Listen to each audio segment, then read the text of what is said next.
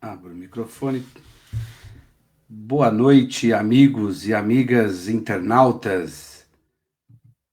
Estamos iniciando mais uma live nessa segunda-feira. É a segunda do dia, né? Já tivemos uma live hoje com o Dr. Epab Nonas e com a companheira Sheila discutindo a situação dos encarcerados. Temos um problema seríssimo de direitos humanos sendo afetado ali. E à noite a gente retoma mais uma vez com a nossa ilustre convidada, uma amiga muito especial que tem nos ajudado a interpretar a conjuntura que nós estamos passando. E a nossa entrevistada de hoje, deixa eu buscar aqui o currículo dela, porque o pessoal falou que eu tenho que ler um pouquinho para não fazer bobagem. Para fazer bobagem. Deixa eu pegar aqui o currículo. Tá aqui, já aparece esse tal de currículo aqui, porque ele veio aqui, não veio para cá. Aqui, deixa eu ver, agora aqui apareceu. Bom, vamos lá. Bom, o nosso lembrete de sempre é, agora na live, compartilhe a nossa live na sua página, é só você ir lá compartilha a nossa live que vai estar rolando na sua página. Os companheiros que não nos seguem lá no Facebook, lá, o Sindicato dos Químicos, vamos lá, @Sindicato Químico SP e @Hélio Rodrigues Químicos, no Instagram, @QuímicosSP e @Hélio.Rodrigues13. Bom, o nosso papo da noite de hoje é com Marilane Teixeira. Ela é economista, doutora e pesquisadora do CESIT, da Unicamp, assessora sindical, membro do Fórum Permanente em Defesa dos Direitos dos Trabalhadores ameaçado pela terceirização e pesquisadora na área de relações do trabalho e gênero. Boa noite, Mari. Como vai? Tudo bem? Espera aí. Deixa eu voltar aqui e acertar tudo bonitinho aqui. Boa noite, Mari, tudo bem? Oi, boa noite, Hélio. Prazer estar com você novamente. Boa noite a todos que nos assistem, né, agora. Bom, tem um fato de ontem que eu não podia deixar de perguntar qual é o seu olhar sobre a ação do governo Bolsonaro de ontem, mas hoje nós vamos tratar do impacto da coronavírus nas relações, aí, todas elas, mas exclusivamente na questão das mulheres, como é que elas estão sendo afetadas, como é que você está olhando isso, que foi o compromisso da última live nossa. Mas sem perder o costume, porque você não discute um tema só, você tem condições de discutir muito mais temas. O que você está achando de ontem, desse negócio do presidente, que já está no poder, querer dar um golpe para continuar no poder, né? É bem interessante. Não, isso é bem surreal, né? Então, parece que é difícil, assim, de conseguir sintetizar o que está acontecendo. Mas é bem isso, né? Ele está cada vez mais, vamos dizer, incomodado, obviamente, né, com a condução que está sendo dada pelas instituições democráticas do país, né, seja pelo judiciário, seja pelo legislativo e pelos governos, estados e municípios, em relação à crise da pandemia. E, evidentemente, a reação, o ato de ontem, né, é uma manifestação de extremo autoritarismo, racismo, diante dos últimos posicionamentos das instituições. O do judiciário estava incomodadíssimo com o STF, por conta de uma decisão recente em relação à autonomia dos estados e municípios de conduzir a quarentena, né? Ele preferia, então, um decreto obrigando no dia seguinte que tudo voltasse à normalidade. E por outro lado, ele tem entrado em confronto direto com o Congresso, né? Teve algumas derrotas importantes nesse último período no Congresso, ele não detém uma maioria, longe disso, e cada vez mais com dificuldade de estabelecer o diálogo, né? Então, por exemplo, ele era contra a medida emergencial de apoio aos estados e municípios, que foi aprovada na semana passada, em torno de 80 bilhões, sob o argumento de que isso vai ampliar o endividamento do governo federal. Mas quem pode se endividar é o governo federal, ele tem condições para isso, não são os estados, são os municípios, depende, inclusive, do governo federal para isso. E, então, teve essa derrota. Agora, hoje, né, teve uma outra derrota importante, que foi, caducou a medida provisória 905, que previa a contratação do contrato de trabalho da carteira verde e amarela, e uma série de outras medidas, inclusive, que mexia na fiscalização, na questão sindical dos trabalhos aos sábados e domingos, e ele também acumulou aí nas últimas semanas várias pequenas outras derrotas em medidas provisórias que não foram levadas para votação. O Congresso, a Câmara e o Senado estão priorizando nesse período todas as medidas que diz respeito ao combate à pandemia, né? E a sua agenda, vamos dizer, ele está sentindo que sua agenda está sendo negligenciada. E, ao mesmo tempo, um incômodo e um desconforto evidente com a quarentena e com a paralisação de uma boa parte das atividades econômicas. Então, ele tem forçado, inclusive hoje voltou a falar disso, que tipo assim, está dando um ultimato, um prazo para uma semana, para essa quarentena ter um final, e de que vai ser inevitável que 70% das pessoas no Brasil vão ser contaminadas e que, portanto, se contaminem trabalhando, não se contaminem, digamos, isolados, né, em casa. Então, você imagina, ele está falando, nós temos hoje mais ou menos em torno de uns 40 mil, talvez, né, de pessoas contaminadas. Nós temos um dado hoje divulgado de todas as pessoas que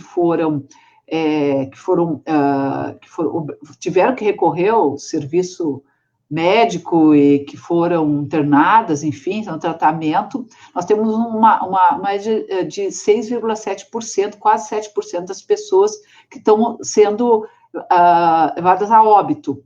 Então, você imagina, ele fala em 70%, nós somos um país com mais de 200 milhões de habitantes, 70% é 140 milhões.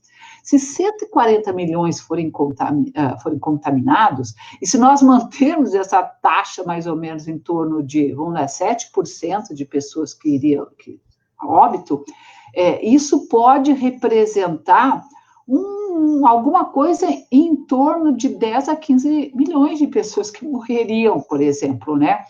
Imagina, considerando um país como o nosso, de muita desigualdade, tanto que há um deslocamento da pandemia dos grandes centros, das áreas mais nobres, né? É o caso de São Paulo, para a periferia.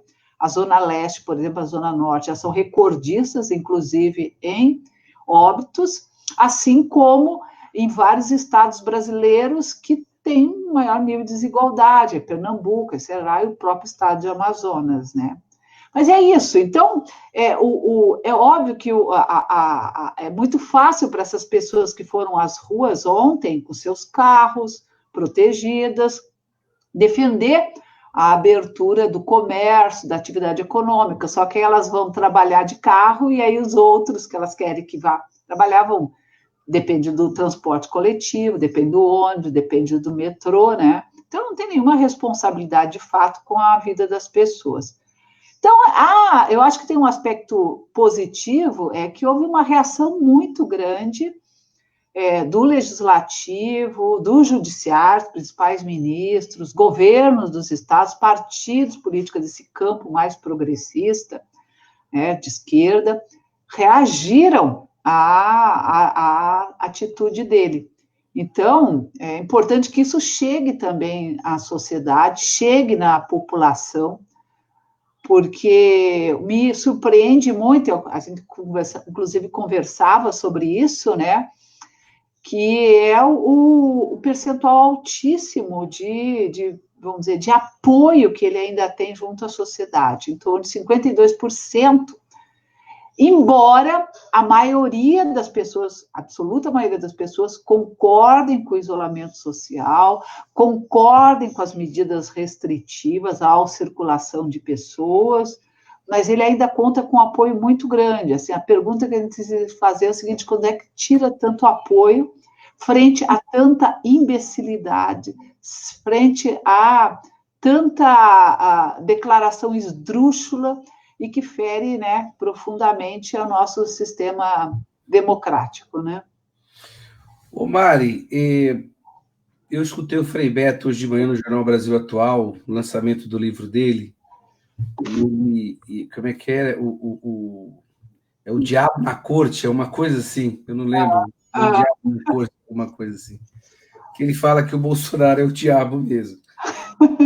Ele está muito irritado, ele estava muito irritado hoje de manhã. E aí o Frei Beto, que não é costume dele ter esse comportamento, né? Mais calmo. Claro. Mas, ô Mari, a gente decidiu fazer a live de hoje até para discutir um pouco mais essa questão das relações que a gente está acompanhando com esse distanciamento social, e tem números que estão chegando do aumento da violência contra as mulheres, assim, e a gente queria um pouco dialogar sobre isso. A Márcia, que é secretária da CUT estadual, tem aqui um áudio que a gente pediu, e depois do áudio dela a gente toca. Ótimo. Conversa com a Marcinha, né? Com a Márcia. Isso. Deixa eu ver aqui. Vamos pegar o áudio. Vê se você escuta, porque aqui mudou aqui a técnica. Vamos ver se vai dar certo aqui. Vê se você escuta. Olá, boa noite. Está escutando? Sim. Ana, secretária de Mulheres da CUT São Paulo. Gostaria de parabenizar o companheiro Hélio pelos debates que tem trazido em suas lives, que são extremamente importantes para a nossa reflexão no dia a dia. A nossa companheira e amiga Marilane, sempre muito focada nas pesquisas, na questão de gênero, uma grande parceira do movimento sindical e feminista. E antes da gente entrar na questão da pandemia e a situação das mulheres, vamos colocar que a situação das mulheres já estava muito difícil e fragilizada por esse governo. Se a gente pegar aí esse alto índice de desemprego que assola o nosso país, são as mulheres as que estão em maior número, são as desempregadas, são as que estão em maior número na informalidade e também nos trabalhos precários. E com as reformas recentes trabalhistas, como a da Previdência, fizeram aumentar ainda mais essa desigualdade na questão de gênero. E pensar nesse cenário, né, de pandemia, onde se agrava com a crise econômica, juntamente Deixa eu ver se eu consigo. Pensar, nós temos que Você está escutando, Mari? Estou escutando bem, perfeitamente. Em situação de vulnerabilidade, onde as consequências mais drásticas têm recaído sobre essas mulheres, que na sua maioria são mulheres chefes de família, que sustentam as suas casas sozinhas. Aí podemos falar de várias trabalhadoras de várias categorias, pegar aí a minha categoria das costureiras, tem muitas trabalhadoras na informalidade, trabalhadoras de baixa renda, as trabalhadoras da limpeza, pegar as trabalhadoras domésticas, né, que chegam aí a 7 milhões de trabalhadoras no Brasil, sendo que, na sua grande maioria, se não me engano, quase 70%, não tem a carteira de trabalho assinada e ficam totalmente desprotegidas pela legislação e pela, né, qualquer coisa que venha a protegê-las. As trabalhadoras na saúde também, na sua maioria de 4 trabalhadores, 3 são mulheres, são trabalhadores que estão na linha de... Deixa Deixa eu ver por que Agora ficou mudo. Não era para ficar mudo, eu não fiz nada de errado aqui. Tá dando umas cortadas, deixa eu ver se aquela por aqui. Né, que chegam aí a 7 milhões de trabalhadoras no Brasil, sendo que, na sua grande maioria, se não me engano, quase 70%, não tem a carteira de trabalho assinada e ficam totalmente desprotegidas pela legislação e pelos, né, qualquer coisa que venha a protegê-las. As trabalhadoras na saúde também, na sua maioria de 4 trabalhadores, 3 são mulheres, são trabalhadores que estão na linha de frente nos cuidados agora, na pandemia, e que estão exigindo uma carga muito pesada, e ainda passando por uma situação muito difícil de desmonte dos serviços públicos, a desvalorização da sua profissão. Tudo isso tem se agravado, né, a situação das trabalhadoras no Brasil. Todos esses problemas, eu vejo que, assim, acabam amplificando ainda mais, né, sendo amplificados para as mulheres, porque você pega aí a questão da desigualdade estrutural, a violência, o preconceito, o desemprego, a sobrecarga nos cuidados com a casa, com a família, nesse período de quarentena, onde as escolas estão fechadas, as crianças estão confinadas dentro de casa, a falta de vagas nos hospitais, e muitas vezes as mulheres, e são as mulheres que estão nos cuidados desses doentes dentro de casa. O trabalho que não é remunerado, que é o trabalho de limpar, cozinhar, fazer compras, administrar o pouco orçamento, né, que tem na sua família. Então, na sua grande maioria, recai nos ombros das mulheres. E sem falar no aumento da violência doméstica, que tem aumentado significativamente nesse período de confinamento. Então, é fundamental falar sobre como isso tem impactado na vida das mulheres e de forma diferente. Então, esse impacto ainda maior e é muito mais cruel na vida das mulheres. Então, é preciso ser levado em conta pelo Estado, ter políticas públicas mais efetivas para as mulheres. Então, parabenizo aí mais uma vez a live, a esse assunto extremamente importante, e a Secretaria de Mulheres da CUT São Paulo está à disposição para a gente continuar no debate. Foi isso, Mari. Você escutou bem? Claro, não, escutei perfeitamente. E fico muito contente em ouvir a Márcia. Márcia é uma excelente secretária aqui no estado de São Paulo, secretaria de Estado, conduzindo muito bem a Secretaria de Mulheres, de uma categoria muito, muito combativa. Ela é do setor, né, de confecção e vestuário lá de Sorocaba, um sindicato muito combativo. Inclusive, hoje pela manhã, ainda cumprimentei a presidenta do sindicato, da Márcia, a Paula, porque elas foram citadas num estudo que foi organizado pelo DIESE, né, que analisa os acordos coletivos que estão sendo implementados, e a UOL replicou hoje, né, parte dessa pesquisa, desse estudo, e cita o Sindicato das Trabalhadoras de Sorocaba, viu? Elas são muito guerreiras. A Márcia fez uma excelente, agora, exposição do quadro geral da situação das mulheres. Inclusive, Hélio, nas últimas semanas, isso ganhou muito destaque, né, porque começam a se produzir estudos mais consistentes, inclusive de organismos internacionais, da ONU Mulheres, de pesquisadores, e começam também a ser divulgados dados aqui no Brasil sobre a situação das mulheres nesse quadro de pandemia.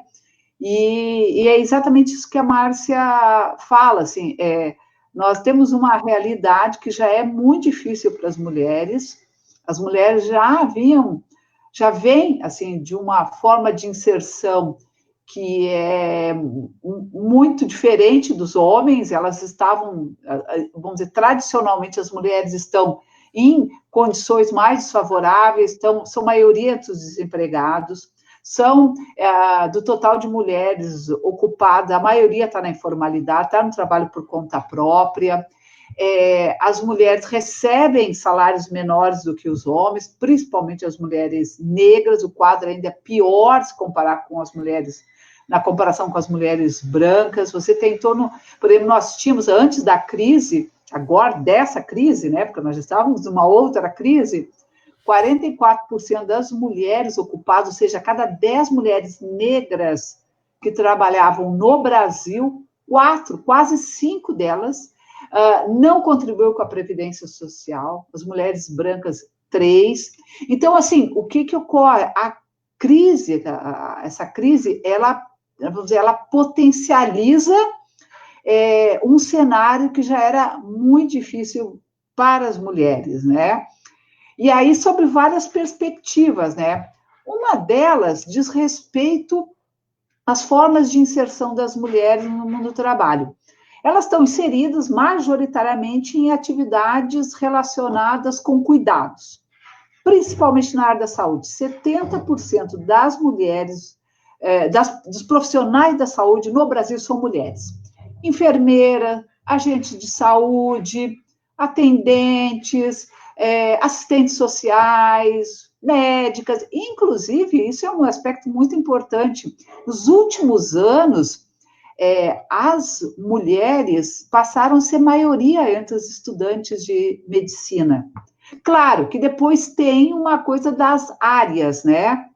Porque aí tem uma divisão sexual do trabalho que também vamos dizer, confirma, né? As mulheres vão para determinadas áreas, os homens vão para as áreas mais valorizadas, né, socialmente. Mas 70% dos profissionais de saúde são mulheres. Então, ou seja, são as mulheres que estão na linha de frente do combate ao coronavírus, não só no Brasil, mas no mundo inteiro, porque esse dado também é um dado internacional. Então, isso é um primeiro aspecto que gostaria de destacar.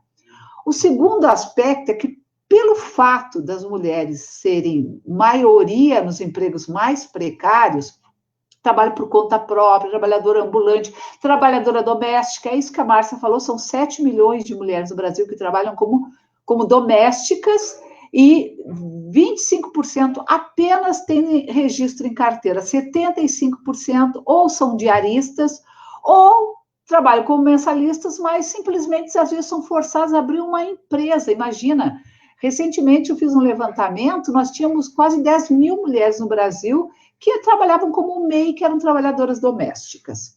Bom, aí você tem as cabeleireiras, você tem as que trabalham em salões, manicure, etc., vendedoras, que são as primeiras que sofreram com a pandemia. Por quê? Porque elas estão em áreas de serviços sociais, é diferente. As mulheres estão muito mais nas áreas que exigem essa maior sociabilidade, né, que é o contato humano mesmo, diferente dos homens, por exemplo, que estão em áreas, muitas vezes, que não tem contato direto, na área de comunicação, informática, coisas que, inclusive, podem ser realizadas em suas próprias casas. As mulheres não, as mulheres são maiorias nesse contato. Então, o primeiro setor que rompe, justamente provocado pelo isolamento, aonde que é justamente serviços pessoais e domiciliares, onde estão a maioria das mulheres. Só que elas não têm proteção nenhuma. A maior parte delas foi liberada para ficar em casa, só que sem remuneração.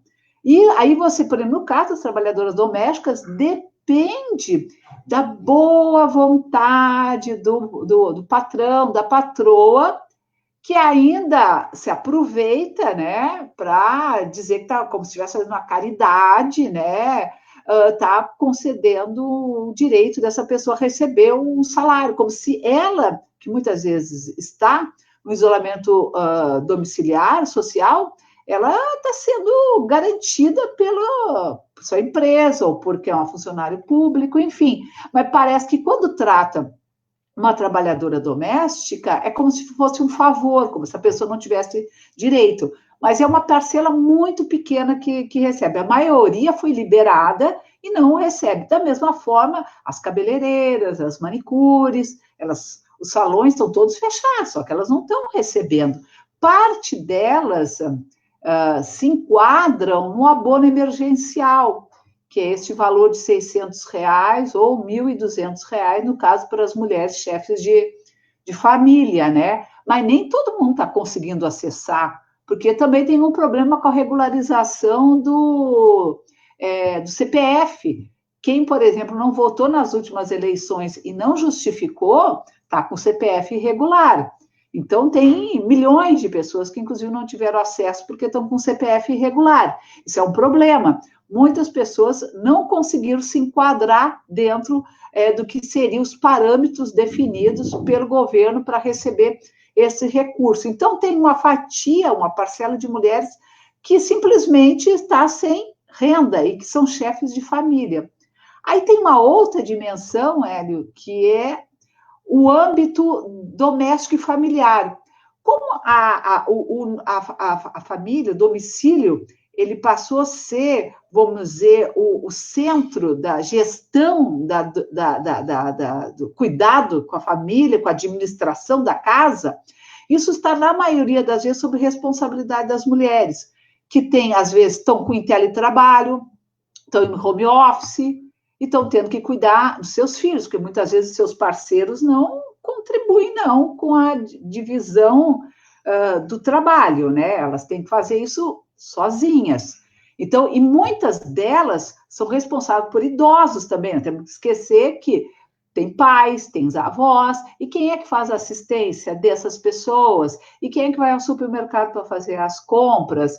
E muitos idosos que exigem cuidados, quem é que está tendo que se deslocar da sua casa para permanecer confinado no cuidado com o idoso? São justamente as mulheres, e muitas vezes as mulheres mais velhas. E aí você tem um efeito que é, inclusive, as pessoas que estão nos acompanhando e estão, vamos dizer, alertando para isso, que é o crescimento da violência contra as mulheres e o feminicídio. Não é porque isso não é novidade, a violência ela é estrutural. E ela se acentuou muito. Os dados, por exemplo, para o mês de março, na comparação com março do ano passado, em algumas regiões do Brasil, em algumas capitais, mais do que duplicaram o feminicídio. Por quê? Porque está mais difícil para as mulheres conseguir sair desse círculo de violência por conta do isolamento social. Está mais difícil acessar, por exemplo, proteção, poder contar com o apoio de pessoas próximas, familiares, amigos. Então, isso está crescendo muito e a gente precisa estar muito atento para isso, Hélio. Ô Mari, tem uma coisa um termo que você usou, que talvez nem todos aqui possam estar entendendo, quando você falou que é estrutural, que a violência é estrutural. O que você quer dizer com isso, para que os nossos internautas acabem agora no processo de formação profunda? Claro. Então, bom,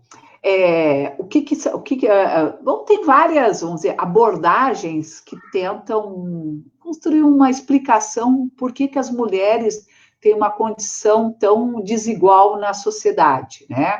Por que as mulheres estão em determinadas funções, ocupações, por que as mulheres são questionadas quando ocupam espaços públicos e por que as mulheres são as vítimas de violência, né?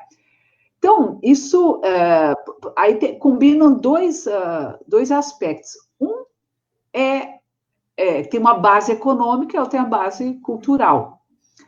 A base econômica é que no capitalismo, vamos dizer, é conveniente que as mulheres estejam em determinadas posições dentro da sociedade, ou seja, no espaço privado, do cuidado, da família, e o espaço do mercado de trabalho, o espaço do âmbito público, ele é um espaço estranho a elas. Por isso, as mulheres são questionadas, por exemplo, quando ocupam o espaço público na política. A gente lembra muito bem dos ataques a Dilma, que não foram feitos, por exemplo, ao Temer depois, ou mesmo hoje ao Bolsonaro, embora cometa um grau de imbecilidade e de estupidez que não tem paralelo na história brasileira.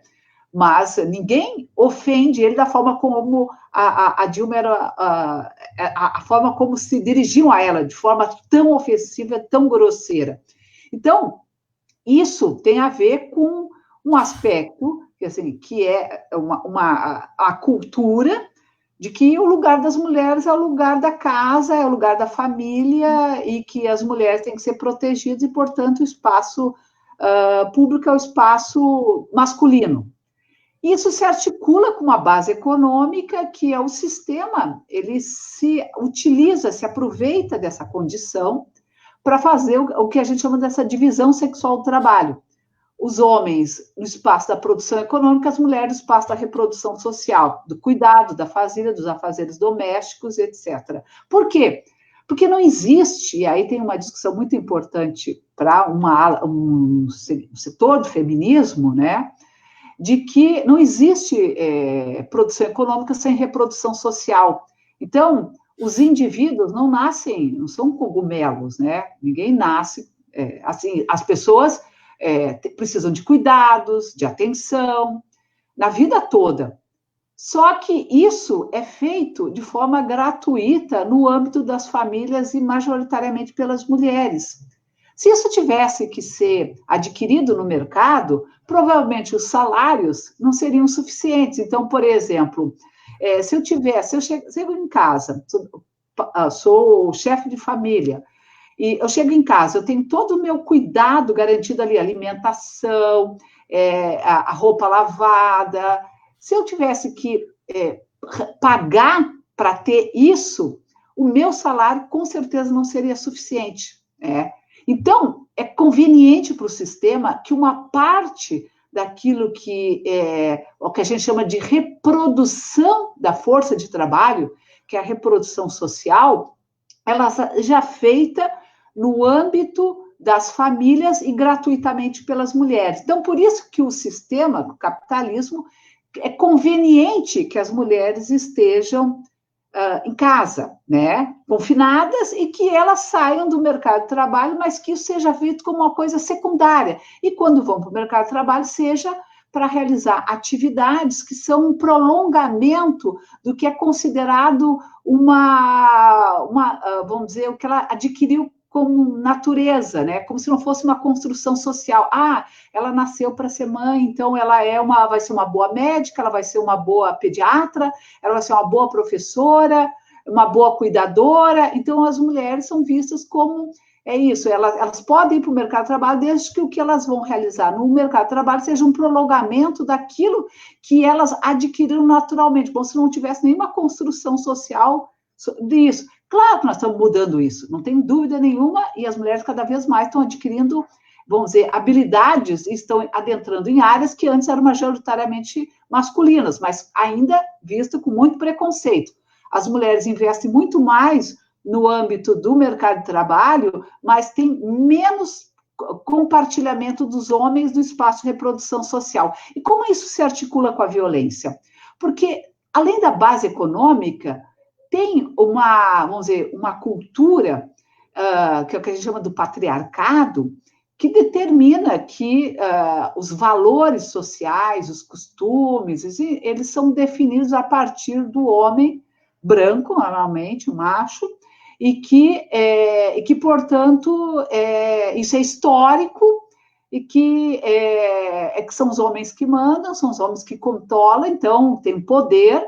Então, não é uma relação só de exploração, é uma relação de opressão também, e ela se articula, mas ela se articula porque o capitalismo, de certa forma, permite que haja essa interação entre essa relação de opressão e essa relação de exploração. Então, os homens que atuam, por exemplo, e que veem as mulheres como uma mercadoria, como um objeto seu, e que, portanto, as mulheres vítimas de violência, elas são tratadas como isso, como uma mercadoria qualquer. Então, o assassinato, ele é justificado porque, afinal de contas, as mulheres são uma mercadoria como outra qualquer, é uma posse, elas são posse, né, desses homens, e que, portanto, assim como eles podem se desfazer delas, como se desfazem de uma mercadoria qualquer, porque elas pertencem a eles. Então, isso não é fácil de lidar, porque a tendência é que a sociedade olhe isso de forma individual. Ah, não, é o fulano, ele é agressivo porque ele teve uma educação em casa repressora, ou porque ele é um psicopata. Não vê isso como uma construção coletiva, como um processo que precisa ser visto e encarado de forma coletiva e precisa ser denunciado de forma coletiva. Não que todos os homens sejam opressores ou assassinos, mas a sociedade, de certa forma, legitima esse tipo de prática, né? Então, por isso que a gente fala que ela é estrutural, porque você tem que, ao mesmo tempo em que mudar isso do ponto de vista do comportamento social, mostrar que homens e mulheres têm direito e condições de igualdade na sociedade, e que, portanto, não existe desequilíbrio entre homens e mulheres, os homens não são mais capazes do que as mulheres, nem as mulheres mais capazes do que os homens, cada um tem as suas habilidades, as suas competências e a sua capacidade, o seu direito, inclusive a sua liberdade de poder se expressar e de poder circular livremente, né, no espaço público e no espaço privado, mas, ao mesmo tempo, também tem uma base econômica, que é o capitalismo, e que, de certa forma, sustenta e legitima esse tipo de prática. Então, por exemplo, no momento como nós estamos hoje, com uma sociedade muito, vamos dizer, com um governo extremamente conservador, vamos dizer, a presença das mulheres no espaço público, ela é questionada permanentemente, como se elas não tivessem direito a esse espaço público, como se elas não tivessem legitimidade para isso. E aí, claro, num governo conservador e de direita, isso ganha, vamos dizer, de certa forma, um certo respaldo em parte da sociedade que acha e considera que o lugar das mulheres, da mulher, é na família e nos cuidados, e que, portanto, o espaço público é um espaço de homens, né? E aí justifica a violência, justifica o estupro, afinal de contas, ela usou uma roupa curta, ela usou um degote, ela provocou, ela saiu nas ruas em horário inoportuno, como se homens e mulheres não tivessem os mesmos direitos, né? Desculpe se eu me estendi demais. Não, eu acho que. Não, Mari, eu acho que a gente tem que. Assim, são termos importantes para que as pessoas entendam, enfim, que estão com a gente aqui. Eu acho que isso pode ter sido não, enfim, não gosto muito de falar sobre o leite derramado, mas nós tivemos muito mais oportunidades e muito mais momentos do que a gente teve muito mais condições de aprofundar o debate, de ir a fundo, ir discutir, dialogar com as pessoas e formar as pessoas. A gente optou por, de uma certa forma, a gente se convenceu que o acesso ao consumo durante os 13 anos do governo do presidente Lula e da presidenta Dilma foram suficientes para poder mudar a sociedade. Isso parece que não deu certo. Não é suficiente, porque é isso mesmo, ele não é uma questão estrutural, então tu não muda determinados comportamentos sociais, determinadas construções sociais, num ciclo econômico, só porque foi um ciclo econômico mais expansivo. Claro, foi fundamental. As políticas públicas são essenciais. Leis, por exemplo, a Lei Maria da Penha teve um papel fundamental. Nós estávamos avançando muito. Então, hoje nós vivemos um período de muito retrocesso, porque as instituições públicas, o governo, quer dizer, Estado passa a ser também muito opressor do ponto de vista dos direitos das mulheres. Ter um Estado democrático, um Estado que olhe homens e mulheres de forma igual, que pense a política pública de outra forma, é fundamental. Nós precisaríamos realmente muitos anos ainda para conseguir, vamos ver, superar essa condição. Para você ter uma ideia, nem os países mais avançados do mundo,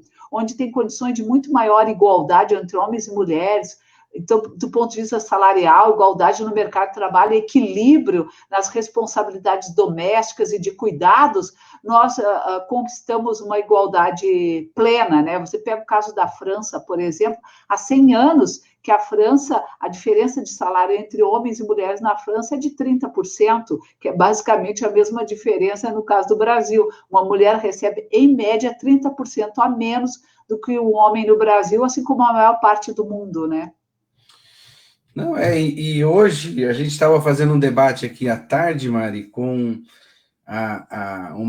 o doutor Epaminondas, que é um advogado criminalista, junto com a Sheila, que é uma presidenta de uma ONG chamada Mães Maria do Cárcere, e falava que, mais uma vez, né, além de tudo isso, a mulher é a que segura a onda mais pesada. Quando o homem vai embora da casa, ela segura a onda, e quando o filho vai preso, a que não abandona é a mulher, não abandona.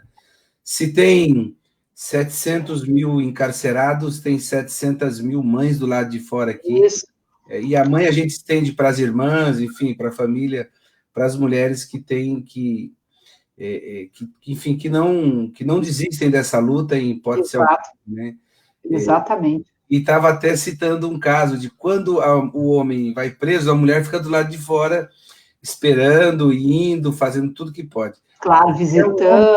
Uma mulher que vai presa, o homem rapidinho arruma outra e vai tocar. Abandona, exatamente. Abandona, né? É isso mesmo, exatamente. Bom, nós tivemos aqui na live um monte de companheiras que eu acho que você acabou respondendo na sua introdução e depois no decorrer do debate que a Marcinha colocou, as questões sobre violência. Então, mas vamos repassar aqui os nossos que nos prestigiam, né? A Sueli, o Paulo, o André e o Miguel do CID de Araguá dá uma boa noite, faz uma crítica ao Supremo Tribunal Federal. O Dair Cabreira, a Vera Lúcia Serafim, manda uma boa noite para você, Mari. Mari está correta dizendo que efeitos da pandemia são anteriores às mulheres. Quer dizer, o problema que a mulher sofre com toda essa desigualdade é bem anterior. E ela pergunta por quê? Porque a Mari acabou de explicar que é estrutural, né? Exato. É, estrutural. Você viu como o tempo aqui é diferente? A Marcinha, não parece que ela falou umas 2 horas, assim, não parece? Na primeira o áudio que você mandou, eu fiquei com essa impressão. Falei, a Mari falou uns 15 minutos. Não. O tempo você se concentra mais, alguma coisa. Claro, é diferente, né? O PIF manda um abraço, a Jordana também. Mário, o que é previsível que aconteça com o Bolsonaro revogando um deputado da carteira verde? Deixa eu ler de novo aqui. Mário, o que é possível, o que é previsível que aconteça com o Bolsonaro revogando um deputado de carteira verde e amarela?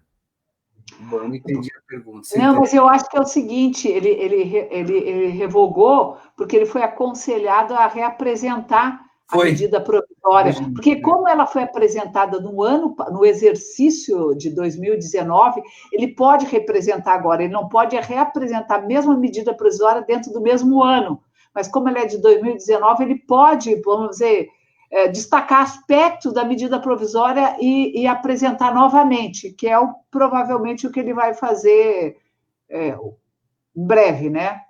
Foi isso que o debate que eu acompanhei de manhã na Rede Brasil Atual falava isso, porque era uma possibilidade, apesar dessa pressão que ele está fazendo, né, Mari? Indo lá no ato, falando que agora não vai negociar mais nada. Exatamente. Blá, blá, blá. Claro. E alguns ministros, e o Barroso surpreso com tudo, achando tudo tão estranho, né? Não, agora ele está mentindo, né? Que ele falou isso desde a campanha que ia fazer, né? Não, e agora, Ieli, vamos aproveitar para comentar essa decisão de sexta-feira do STF, né? De retirar os sindicatos do processo. Então, porque é impressionante. Ao mesmo o STF, quando tu pensa que eles estão sinalizando para uma direção, eles apontam retrocessos tão avassaladores como esse que foi sexta-feira, com essa derrota aí, na nossa derrota de 7-3. 3 apenas dos ministros reconheceram a importância do sindicato no processo de negociação. Não, e é um escândalo, porque é imaginar que tu pode prescindir das instituições públicas, dos atores sociais relevantes num processo como esse. A gente não conhece os desdobramentos dessa pandemia, então é fundamental nós fortalecermos as instituições públicas, principalmente os sindicatos, porque os sindicatos representam, os sindicatos que podem garantir garantias mínimas, inclusive, para preservar direitos, inclusive para melhorar, para superar aquilo que está na medida provisória. O Diese publicou na quinta-feira um levantamento preliminar analisando que 2,4 milhões de trabalhadores já foram beneficiados nessas últimas semanas por acordos coletivos que foram conduzidos pelas entidades sindicais e que melhoram e superam os aspectos da medida provisória 936, 927, por exemplo, garantia de dispensa, por exemplo, recebendo a remuneração, seu salário de forma integral, as férias com pagamento de 1/3. Você tem várias medidas, inclusive, que são... Por quê? Porque tem espaço para isso, tem espaço para negociar, tem espaço para melhorar as condições desses trabalhadores, e o STF o que fez foi justamente alijar os trabalhadores e os sindicatos da possibilidade de você poder conquistar condições melhores. Nós temos 29 milhões de trabalhadores formais no Brasil hoje, que recebem até 3 salários mínimos, e esses não vão ter assistência do sindicato, e são maiorias de empresas pequenas. Então, assim, é muito lamentável que o resultado tenha sido tão desconfortável e tão desfavorável à classe trabalhadora e às instituições. Sem falar o argumento do ministro Fux, né? Que são piores ainda, né? O voto dele, né? Ainda que ele fala no voto dele.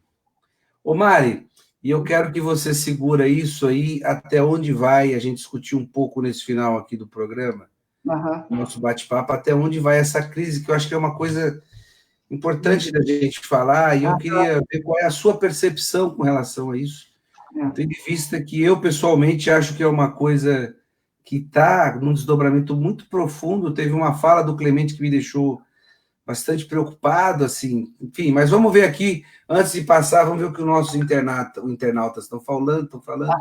O Odair Cabreira, está claro que ele quer causar uma reação das forças democráticas para fazer vítimas eleger que quer dar um golpe em um governo legitimamente eleito.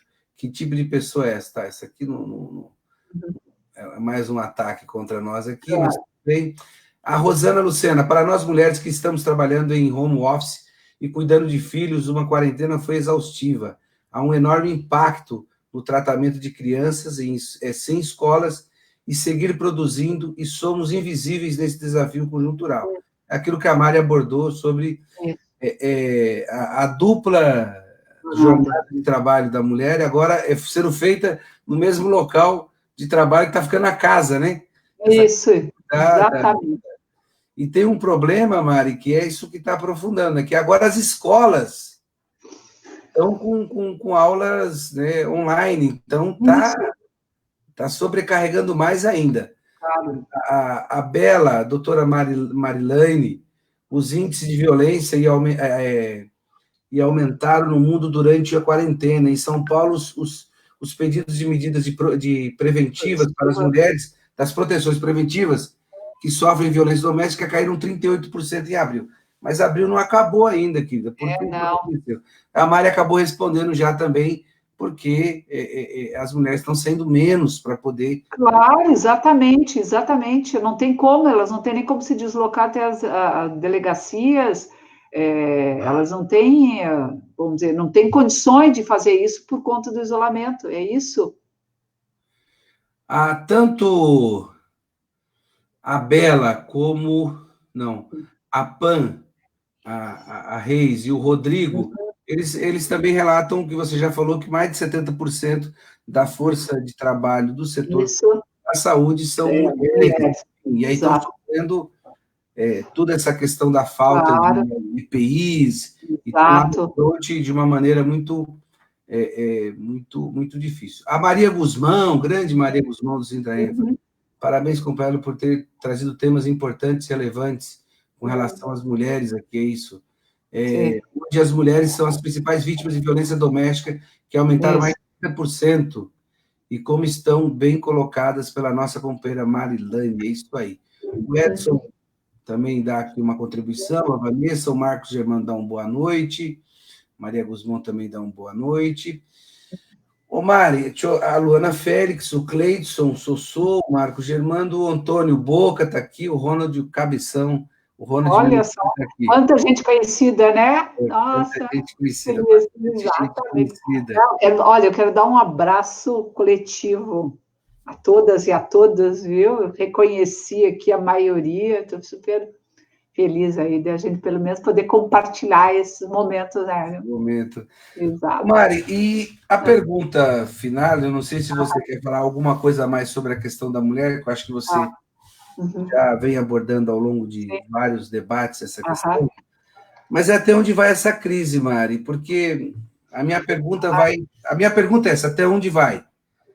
E um pouco de embasamento sobre isso, o que eu tenho visto um pouco, primeiro, não é uma crise normal do capitalismo. Sim. Não é uma crise normal do capitalismo. Primeiro que a desaceleração foi muito brutal da atividade econômica. Você olha hoje, a quantidade de voo que está se fazendo no planeta, ela é mínima. Isso. O boletim, eu estava acompanhando o boletim do aeroporto de Guarulhos. Do aeroporto de Guarulhos, Viracopos e Congonhas. O boletim era extremamente abaixo do normal, a quantidade... Claro.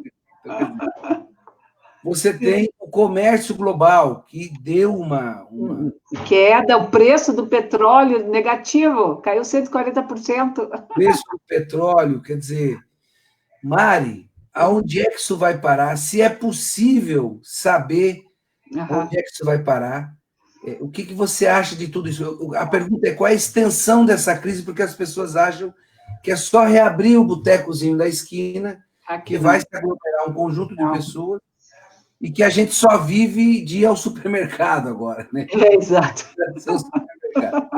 Só gasta com o supermercado, né? E tem as contas, né? Água, luz, PTU. E assim, tem outra coisa assim, você não está... o dinheiro, a compra de bens e capital, de valor agregado, isso não está acontecendo, né? Não, o fluxo, né? Se interrompeu o fluxo de renda. Então, a pergunta é mais ou menos essa. O que você acha de tudo isso, amiga? Não, então, realmente, tem a crise, de fato, é muito grave, ela não tem precedentes, ela não é uma crise, vamos dizer, uma crise de acumulação do capitalismo, assim, parecida com a crise de 29, a crise de 2008, né, que é uma crise que se deu a partir do mercado financeiro, do sistema financeiro. Hoje não, ela é uma crise no mundo real, na economia real, na produção de bens e serviços. É uma crise onde você teve um processo de interrupção da circulação de bens e serviços, de renda. Então, é uma interrupção na relação entre as famílias, os fornecedores, compradores, o Estado. Então, isso precisa se restabelecer, é fundamental. Então, por isso que a gente tem insistido tanto que é fundamental garantir a renda das pessoas. 65% do PIB brasileiro é formado pelo consumo de famílias, tá? E o crédito, essencial para que as pessoas possam fazer frente aos processos de endividamento e as empresas possam acessar crédito para fazer frente aos seus pagamentos dos seus fornecedores, pagamento de salário, a gente manter minimamente a atividade econômica. E, para isso, o Estado é muito importante. O Estado, inclusive, tem que estatizar o sistema financeiro. A gente não pode admitir que hoje os empréstimos, por exemplo, o crédito seja fornecido basicamente pelo sistema financeiro privado. Você precisa reduzir taxas de juros basicamente a zero, porque senão ninguém vai tomar dinheiro emprestado. o capital, o financeiro brasileiro, o mercado financeiro é avesso a perdas, né? Então, ele não vai, se ele sentir o risco, ele eleva a taxa de juros. Então, isso tem que ter uma intervenção do Estado e precisa de um outro Estado, um Estado forte, para poder zerar a taxa de juros e ele estatizar o mercado financeiro nesse momento. Então, nós temos um contexto muito, muito complexo. Você interrompeu então, o fluxo de renda, você interrompeu, por exemplo, boa parte do mercado de capitais, você tem o problema das exportações, das importações, e boa parte da atividade econômica, evidentemente, reduziu sua capacidade de produção, principalmente essa área de comércio e serviços não essenciais, né? Se fala já em 1 milhão de desempregados nos bares e restaurantes, mais ou menos de 15% a 20% desse setor diz que não volta depois da pandemia, que é bem provável. Então, é uma crise muito, muito profunda. Agora, a forma como se sai da crise é como a gente enfrenta ela agora. Não é daqui a 3 meses, daqui a 6 meses, é agora. Então, quanto mais ações do Estado no sentido de garantir a manutenção da integralidade da renda das pessoas, quanto mais proteção se dá às pessoas e quanto mais recursos se libera de crédito às empresas, maior a nossa possibilidade, o potencial de que se saia da crise o mais rápido possível. Claro que ela tem um impacto muito grande. Se prevê, inclusive, uma queda do PIB esse ano para torno de 10%. 2015, 2016, junto. Nunca vai ter o nível de desemprego vai se elevar, sem dúvida nenhuma, e muito. Agora, isso tudo pode ser mitigado, tudo pode ser atenuado se você tivesse um outro governo, uma outra condução da política econômica. Você tem que ajustar hoje política expansionista, política fiscal com política monetária. É uma combinação delas, não é nenhuma coisa nem outra, né? Agora o Estado precisa se endividar e o Estado precisa, e mais, com uma perspectiva, inclusive, de que, bom, quando voltar à normalidade, tudo vai se ajustar de novo, volta o ajuste fiscal, volta a austeridade, não tem mais espaço para isso. Então, eu acho que também a crise abre, Hélio e os nossos ouvintes, uma possibilidade também de pensar uma volta diferente, do ponto de vista, inclusive, de padrões de consumo, de relações de maior solidariedade, de maior cooperação, de estimular pequenos empreendimentos solidários. Eu acho que a gente pode, isso pode sinalizar para um outro padrão de produção e de consumo. As pessoas podem ser que se deem conta daqui a 2 meses, daqui a 3 meses, de que elas conseguem sobreviver com menos do que isso, que elas podem sobreviver sem um consumo conspícuo. Agora, claro, nós temos um desafio, nós não podemos fazer uma reversão no padrão de produção e de consumo de um dia para o outro, você requer um outro modelo de sociedade, né? Um modelo de sociedade mais colaborativo, com experiências de mais solidariedade.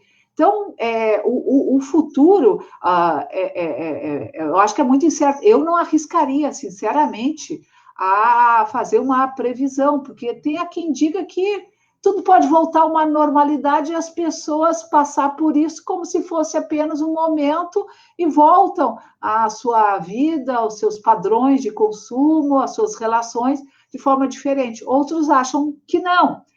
Agora, a gente tem que ir construindo isso hoje, no nosso cotidiano. Nós temos um universo muito grande de pessoas hoje que estão trabalhando nos serviços essenciais.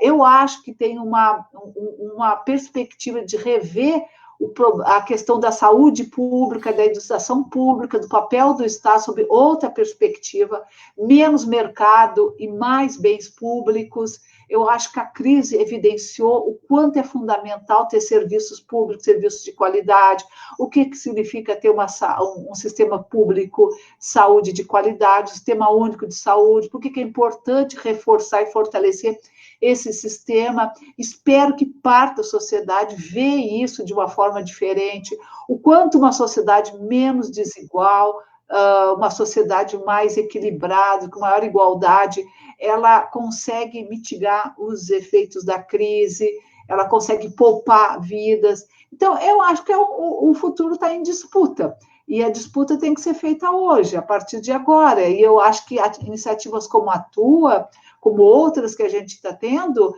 elas ajudam a trazer para as pessoas outras perspectivas. E eu acho que a gente tem que chegar cada vez mais a um número cada vez maior de pessoas e mostrar que outra sociedade é possível ser construída. Eu não teria uma visão tão catastrófica, não. Eu teria uma visão mais otimista, porque eu acho que a gente vive uma sociedade, que é uma luta de classes, nós somos sujeitos políticos, nós somos agentes de transformação e nós temos que assumir o nosso papel nesse processo todo, né? E nós temos uma correlação de força, nós temos que construir força política, construir uma correlação favorável para mudar o sentido das coisas, da condução da forma como ela está sendo. Então, aumentar a conscientização, aumentar a participação das pessoas, o compromisso com a mudança, com a ética, com a responsabilidade, com a saúde, com a vida.